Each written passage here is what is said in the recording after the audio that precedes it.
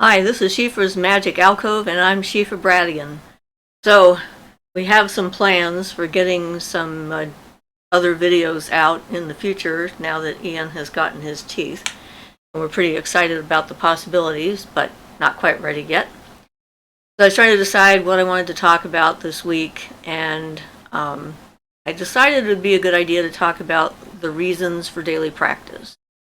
Generally speaking, when people first get started on this path, they come across the year and a day phrasing that is pretty big in the Wiccan community. It sort of shows the seriousness of a potential practitioner in committing that much time consecutively to start on the path. And this can be for someone who is completely new to paganism or different kinds of paganism, or someone who is an established practitioner learning a new style or a new tradition. And I think the reason for that has to do, it's a multi-layered kind of process that you go through when you decide to choose this as your lifestyle. First, there's the deprogramming of old habits, old ways of thinking, all of the biases that we have that we don't know that we have. Bias is normal in human beings. It's one of the things that allows us to choose, paths, like one thing more than another. We go with the thing that we like, or depending on what kind of a path we're on, we choose the thing we like the least. There's a whole path that's devoted to that as a way of finding your way through to personal enlightenment or your personal power or whatever. And a daily practice doesn't have to be something intense. Depends upon where you're at and what your needs happen to be. It's a way of reconnecting to the source of your personal power and helps to establish those links with the universe in order to be able to evolve and develop an ability to communicate with the universe and hear what the universe is trying to communicate back. It's an important part of the process. You can't just crack open a window one day and then 3 months later expect that all this stuff is going to come flooding through the crack. This is a process of cracking open the window and then slowly widening that gap between what you think you know and what you need to know and everything in between, and what is actually there, which may be nothing at all that you're expecting. In the beginning, when I first started seriously doing that kind of personal progress work, magical work, I picked whatever it was that I needed to work on, that I felt I needed at the time, in particular, like the transformation up to become more in touch with my feelings and to gain some measure of control over that part of my unconscious, to evolve that connection, communication, two-way communication with the younger self, and allow it some expression. And it doesn't happen overnight, obviously. That's the thing, is like progress is not necessarily something that you can see visually in your life or in your way of dealing with people, because you're starting off having to undo a lifetime of habits and assumptions about reality and how reality works. And daily practice helps to break down those barriers. It helps to reshape and reform a new mind matrix, a way of looking at the input that we get from the world around us, from nature, from people, from our own unconscious, And it's that development of that language and that two-way communication that allows us to start to understand magic and what magic means and how you can actually utilize what you learn. So what I've done is not what anyone else needs to do or what everyone else should do, because there's a lot of different ways of going about it. You can, in the beginning, do a lot of reading, which is important. You want to get a variety of viewpoints from other types of practitioners and experiences and so forth, in order to see what resonates well with you, what works with your personality. It isn't necessary, in my opinion, for you to completely reshape your personality and throw out everything, including the bathwater and the baby and and so forth, and start from scratch. Because every experience that you have in the world is something that can become valuable to you in figuring out how to deal with the world around you. And no experience is is unvaluable. They can be incredibly unpleasant. Most of us, many of us, have not had an easy time of it as children, especially those of us who were born somewhat odd, to start with. But even people who have relatively healthy family dynamics and relationships and so forth, if they're starting to look into this path, are going to have plenty of things to work on as well. So it isn't just that. It's a way of interaction, a way of thinking, a way of feeling, a way of being, a way of presenting yourself as more of an open, blank slate without so much preconceived notions about how things should work. It's our preconceived notions that really get in our way. And doing some kind of a daily practice helps us to identify some of those notions. The daily meditation, even if it's only 5 or 10 minutes a day, can help to develop good habits of seeing our own mind and seeing what kinds of thoughts we have. If we don't know who we are, we don't know what we might want to change and what we might want to keep. Because it's like, it starts off as like a ball of string that's all jumbled up together with everything all tied up in knots. It's hard to find the right thread to start straightening that out, and it takes patience and time.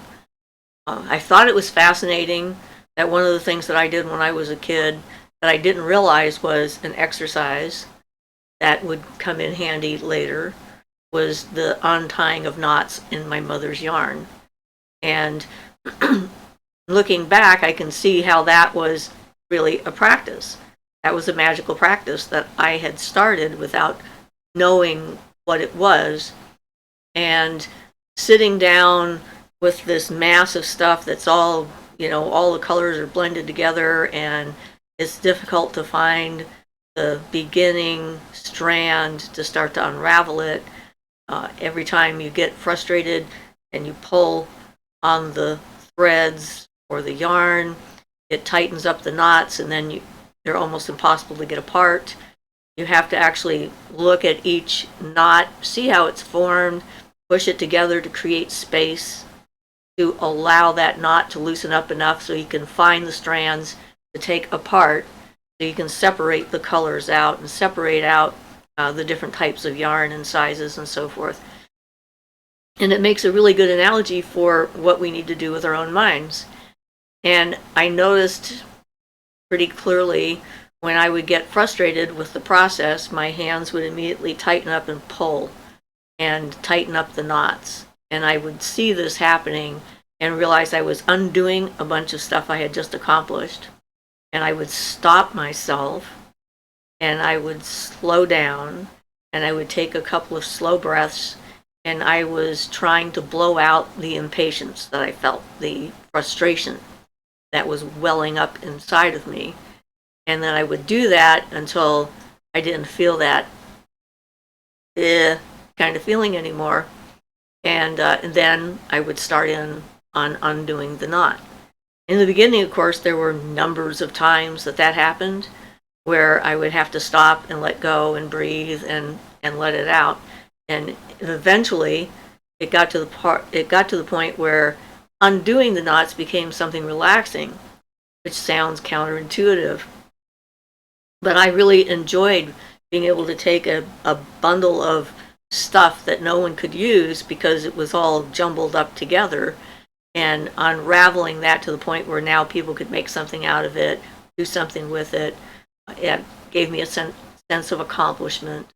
And I guess on some level a sense of control over the life I was in, because there was not much I could do about any of that. So it served a number of purposes. But looking back from this perspective, the practice I was doing, and I did it pretty regularly back then, was like doing a daily practice. It doesn't have to be a defined, from a book, magical practice kind of thing.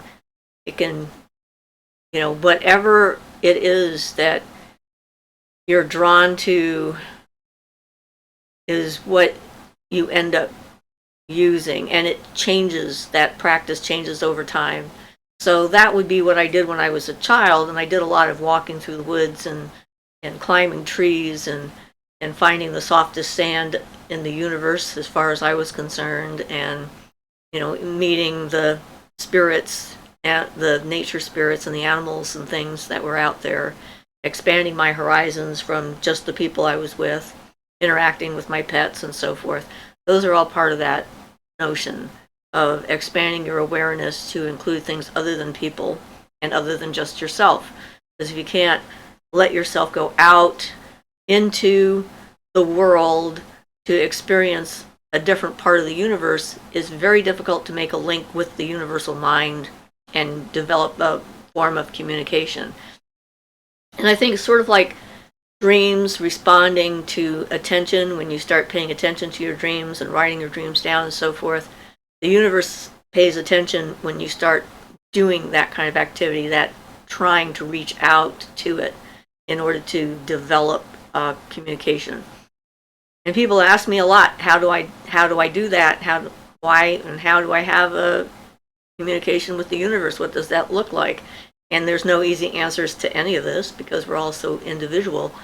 And there's so many different pathways to get there. Not one way to do it.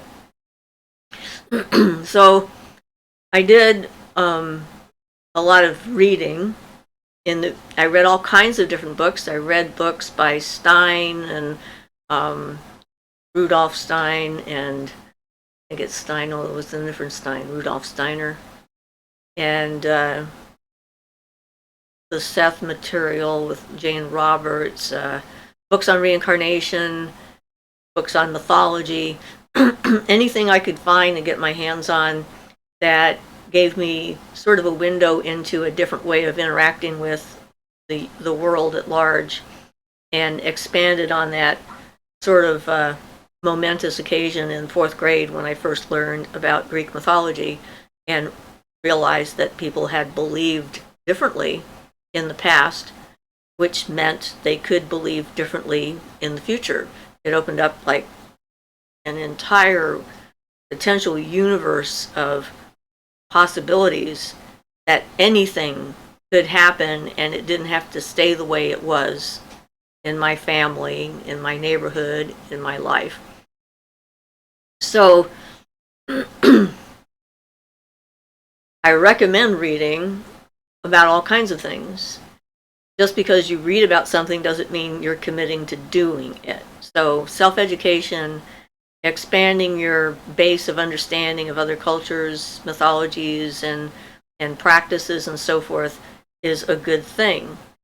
Remembering that part of what you're needing to do is to create your own thoughts, your own ideas, your own concepts, not just parrot other people's. That was another sort of important moment in my development when I was in a group with this guy, and he was asking me what I thought about this or what I thought about that. And I was at the point where I was doing a lot of reading. But I really didn't feel confident that I knew for sure what exactly was going on. And so I would refer to other authors and I would say, well, so and so says it's this, and then other person says it's this other thing. And after a while, he said, but what I want to know is, what do you think it is? And that kind of did that little sort of turn in my brain where I'm thinking, oh, you mean it's okay for me to form my own opinions about what's going on? And I can actually have them. I can look at the information I'm getting and say what I think it is. That doesn't mean I'm going to get stuck in the dogma of I now know the right answer to anything unless I go down that path, which many people have. But it was pretty enlightening. So conversations with like-minded individuals is a part of that daily practice. The self-reflection, meditation can be a part of that daily practice. And it doesn't have to be the same thing every day. When you're signing up for like a year and a day course, generally speaking, you have somebody who is guiding you through the course material and giving you assignments. There's homework when it comes to becoming a witch and being a pagan. If you want to evolve into more than just like the dancer in the woods and with the trees. And it seems that most practices have got sort of a built-in hierarchy, which isn't really a hierarchy. You have the more developed or evolved individuals of the practice that have worked at it long enough or more completely than other practitioners, so they have like a stronger voice to the universe. The universe can hear them better because they've developed that relationship. Then you have people who are wanting to be more like that, and then you have people who just want to celebrate and have a good time and dance and party and you know, just have fun and enjoy creation. And there's nothing wrong with any of them. It's like it depends upon what you want to do. And in a working group, you have similar dynamics where there's usually someone who can sense energy better than other people. You work with the strengths of the individuals you have, even while you're working to become more balanced yourself. And acknowledging that someone can do something better than you doesn't mean that you're not good enough.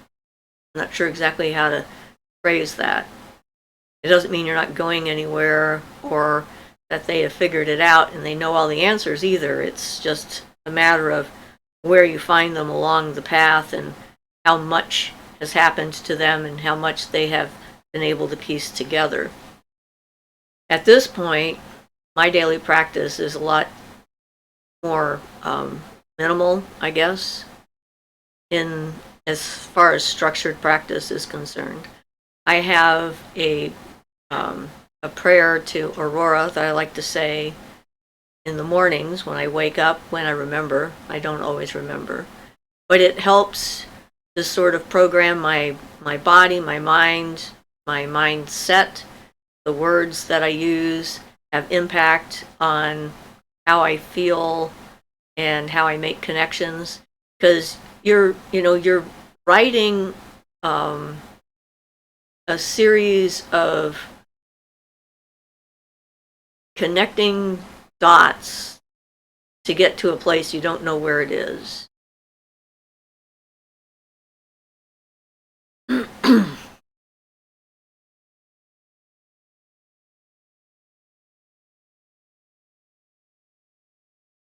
And depending upon what your current needs are, and depend on what kind of thing you might say to yourself.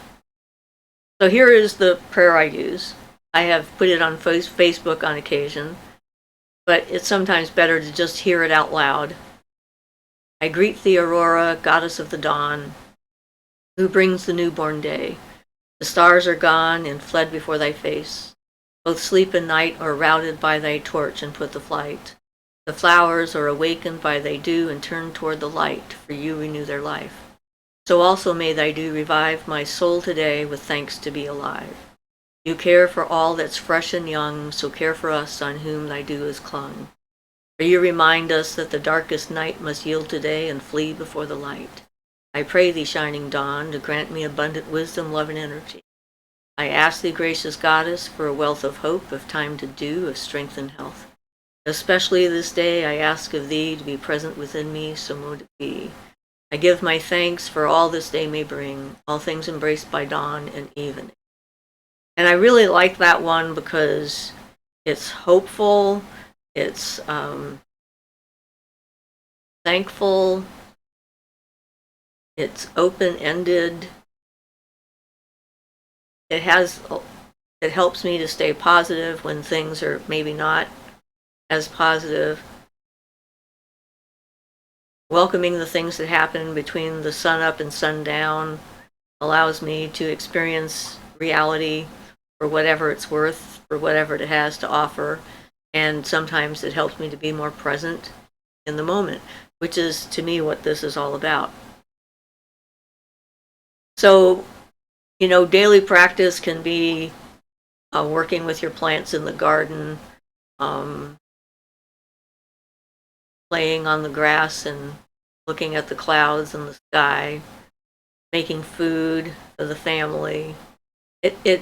The activity itself is not what's important. It's the presence of mind that you bring to the activity, the being in your body, being in the world, being in the moment, being in your life, and paying attention to how you feel about things. My mother does not have any kind of mother's instinct.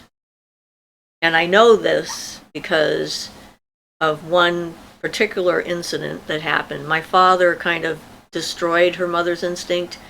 She probably had some in the beginning, but it was pretty much eradicated. And the sort of astonishing example of this knowing is my youngest sister was once kidnapped by her boyfriend when she was breaking up with him, and actually took her over state lines, and she somehow managed to convince him to bring her back. And when they got back, he decided he was going to kill her so that no one else could have her, which is sort of an attitude I've never understood personally, but it seems to be pretty prevalent out there on some level for a fair number of people. And actually was choking her, and she managed to get away. Pulled out, left her jacket behind. For some reason, he thought if he had her jacket, she wouldn't be able to leave, she thinks. And she ran home to my mother. She actually had someone's handprint on her throat. You could have taken his fingerprints from her skin, from her description of this, and told my mother what happened. And my mother's response was, must be some kind of a misunderstanding. Let's invite him over for supper. Which completely stunned and shocked my sister, who at least has a bit of a brain when it comes to what's an appropriate response to something like this. She ended up locking herself in my mother's bedroom because apparently it was the only room that actually had a door lock, while the young man who just tried to kill her sat in the other room with my mom and a friend of hers discussing this over dinner. So that's how I know my mother doesn't have a mother's instinct.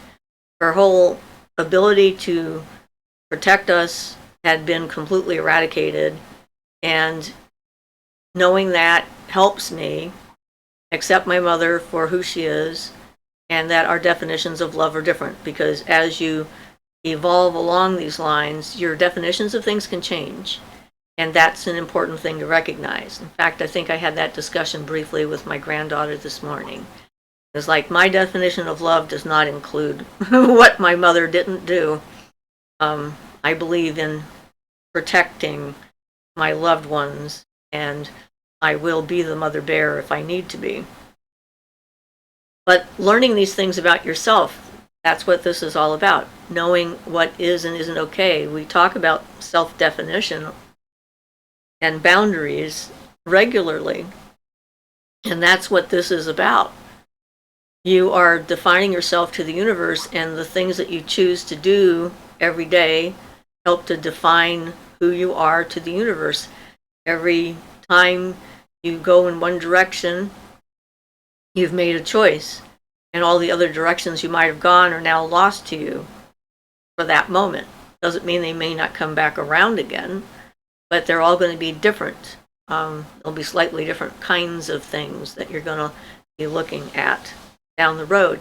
But it's okay. It's all right to limit some of your options by choosing what kind of a person you want to be in the world and what is important to you. So long as you're making the choice for yourself and you're not making it for others. That's the tricky part. Because everyone has to make the choice for themselves. And it can be very frustrating, especially if it's someone you care about and you can see them making bad choices. And you know exactly where it's going to go, but you can't intervene because if they don't make the choice and find out what the actual results are, they're not the kind of person who's willing to learn from someone else's mistakes, which I hope to be myself, someone who's willing to learn from other people's mistakes. I try that as often as I can when it comes up. Then they have to suffer the consequences in order for them to feel that pattern and realize, oh, this is a pattern. And yeah, I don't want to get too far off into that because I really want to focus on the daily practice thing because I get distracted easily sometimes when I start thinking about this and the other. So I guess my advice is to find something small, if you're new especially, to do to encourage yourself. People usually go through a fallow period after they get involved in the craft and they get very excited. They dive in like head first. They go crazy. They attend every ritual they can. They read every book that's out there. Get on the forums and communicate and ask a lot of questions. They want everything to happen all at once because they're so excited, which is not a bad thing, but it usually causes burnout at some point, and then they think they've lost it. I've seen this happen a lot. It's like, I can't believe it. I don't feel magical anymore. I've lost my connection with the universe. What happened? Well, you overloaded your brain and you overloaded your energy field and your spirit. It has to adapt. Whatever it is that you're learning, there is always a point where you reach saturation level, and then you have to assimilate what you've learned and incorporate it and let it sit back down into the recesses and become just a part of the background of something that you know and feel all the time before you can add more to it. Like just basic stuff when I taught dance. We only did dance for a certain period of time and told people that that's what was going to happen. You can learn the basic steps really quickly, and then you're going to feel confused. It's going to take a while for your body to adapt. And same with learning language or learning anatomy or taking a class in anything. The good institutions know that you've got about 50 minutes maximum of full attention brain ability, and then you need at least a 10-minute break in order to cool down a little bit before they can shove more in. It's like, it's not, we may have a huge capacity for having all kinds of things, but we don't have enough of a capacity to make all the connections we need to make without letting things settle. So if you're at that point in your practice where you're feeling, I'm just going through the motions and I'm not really feeling the connection, don't worry, because that's normal. It'll come back. And the daily practice can help get you through those times when you're not feeling on all in and on fire and like connected, and the magic is flowing and the energy is everywhere you look, and coincidences and synchronicities are just like going blah blah blah blah blah constantly. It's like, it's okay. Just like the world has got its seasons, where, right now we're heading towards spring here in the northern hemisphere, and things are starting to get excited and explode outward and so forth. And then the summer, we get to like enjoy all the fruits of all that bursting activity. And in the fall, we get to harvest what we've learned and accumulated. And in the winter, we get to like settle it in and let it sit and become like part of the background until the next thing happens. And yeah, it can be frustrating. Not every day is going to be, I've changed the world because I spoke a word. But there can be a few days like that here and there, which really keep you going. So whatever it is you choose to do, try and think beyond what just the rules or the advice that people give you or the things that you've read. Like a lot of times people, how do I cleanse my house? Because I can't use sage. People are allergic to it. I have animals and so forth. And it's like, cleanse it doing something else. Use spells or use a spray of some kind or use an actual broom and sweep everything out. I mean, there's so many different ways of accomplishing the same feat. And the only limitation is our own imagination or our resistance to trying things in a different way. It's like everything out here is something that we can use and we can figure out new ways to do it. So I don't have specific recommendations, as you can tell. Like, read, find things that are interesting to you. If you're into tarot, do that. If you're into crystals, do that. If you're into plants, garden, if, whatever it happens to be, because the universe is vast and full of all kinds of wondrous things that we can get involved with and interact with. It can be as simple as having your pet cat sitting on your lap and connecting with this external self. And, I still see a lot of people who have this notion that the universe is like our own reflection, like we're putting everything out there, and everything we see is a reflection of ourselves. I would argue that cats disagree wholeheartedly with that assumption. They are their own being, and they have their own mind and their own feelings and their own needs. And if life outside of us is independent and separate from us and acts according to its own connection with the universe, it's best for us to pay attention to that. Why shouldn't that mean that spirits are also external to us?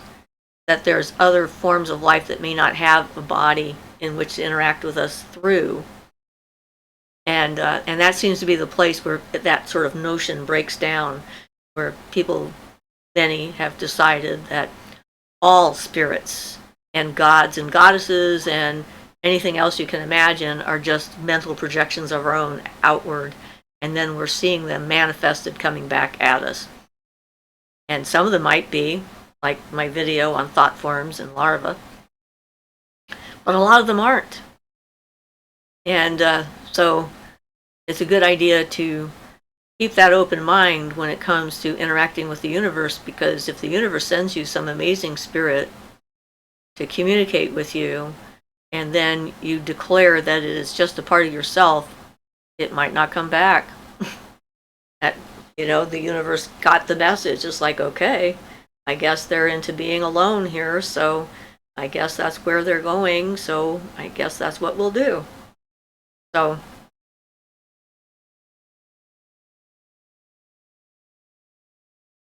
just keep going forward.